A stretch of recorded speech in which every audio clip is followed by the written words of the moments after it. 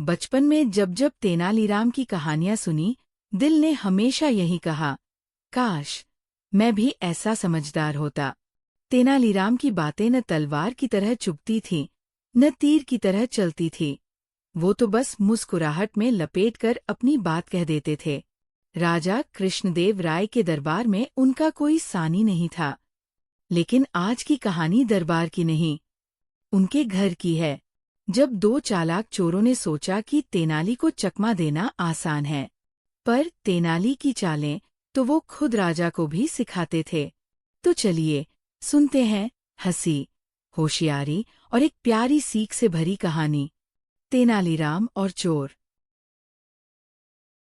तेनालीराम सिर्फ एक मंत्री नहीं थे, वो लोगों के दिलों के साथी थे। उनका जीवन बहुत साधारण था, लेकिन सोच बहुत असाधारण। छोटे से गांव में उनका घर था, मिट्टी की दीवारें, लकड़ी के दरवाजे और एक छोटा सा बाग। पर लोग कहते थे, जहां तेनाली रहता है, वहां मूर्खता नहीं टिकती। राजा उनसे कोई भी समस्या सुलझवा लेते थे। वो न्याय भी करते थे और हंसाते भी थे। तेनाली की पत्नी बड़ी शांत और समझदार थीं। और इस कहानी की शुरुआत वहीं से होती है, जब उनकी यही समझदारी एक बड़ी साजिश को नाकाम कर देती है। शहर से आए दो अजनबी, जो असल में शातिर चोर थे, उन्होंने सुना कि तेनालीराम के पास राजा के दिए कई इनाम हैं, सोने के सिक्के, रत्नों के हार और चांदी के बर्तन। उनकी आंखों में चमक आ गई। आज रात तेनाली का घर हमारा निशाना होगा, एक बोला। दूसरा बोला, लेकिन तेनाली तो चालाक है। अरे, चालाकी भी नींद में नहीं चलती, भाई। शाम होते होते दोनों चोर तेनाली के घर के पास की झाड़ियों में छिप गए। एक एक हरकत देख रहे थे। खाने की खुशबू से मन भी ललचा रहा था, पर उनका ध्यान था, खजाना कहाँ रखा है। तेनाली को लगा, कोई घर के आसपास कुछ ज्यादा ही रुचि ले रहा है। वो मुस्कुराए और बोले, आज कुछ मजेदार करते हैं। रात को पत्नी से बोले जोर जोर से, ताकि बाहर बैठे चोर सुन ले। सुनो, सब गहने और कीमती बर्तन मैं पुराने कुएं में डाल आया हूं। अगर कोई चोर आया तो कुछ नहीं मिलेगा। पत्नी कुछ कहने लगी, लेकिन तेनाली ने आंख दबा दी। वो सब समझ गई, ये कोई चाल है।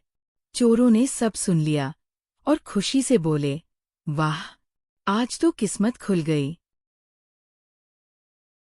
आधी रात को दोनों चोर धीरे धीरे कुएं की तरफ बढ़े। कुएं के पास पहुंचे तो देखा, कोई नहीं था। अब खजाना हमारा। रस्सी बांधी, बाल्टी डाली, निकाला, कीचड़। फिर से डाला, गंदा पानी। तीसरी बार एक मेंढक निकल आया। चोटें लगी, पसीना बहा, पर दोनों रुके नहीं। 3 घंटे बीत गए, लेकिन खजाने की जगह मिला सिर्फ थकान और कीचड़। यार, कहीं मजाक तो नहीं कर गया तेनाली? दूसरा बोला, इतनी चालाकी किसमें होती है? तेनाली में। दोनों एक साथ बोले और चुप हो गए। सुबह होते ही तेनाली सिपाहियों के साथ कुएं के पास पहुंचे। चोर अब भी वही बैठे थे, थके हुए, निराश और कीचड़ में लथपथ। तेनाली बोले, अरे, इतनी सुबह सुबह मेहनत कर रहे हो? क्या कुएं की सफाई का ठेका मिल गया है?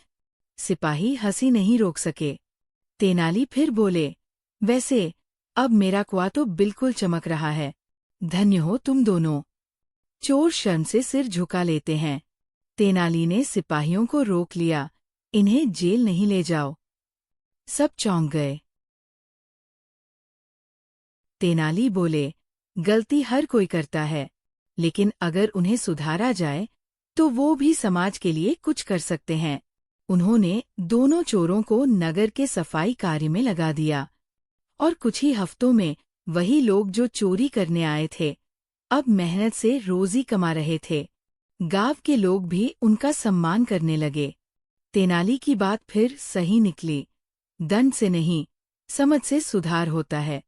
और इस तरह तेनाली ने सिर्फ अपना घर नहीं बचाया, 2 जिंदगियां भी संवार दी।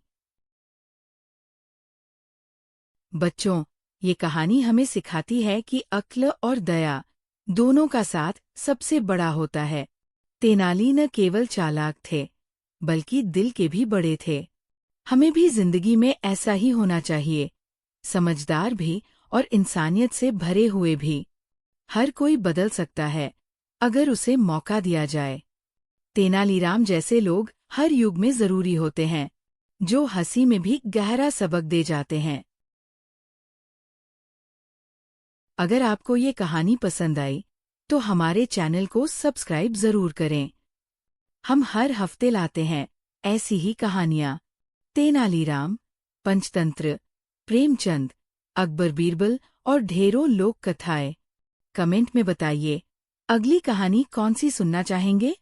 और याद रखिए, कहानी सिर्फ बच्चों के लिए नहीं होती, बल्कि हर उम्र के लिए होती है, क्योंकि कहानियां ही हैं जो हमें इंसान बनाती है।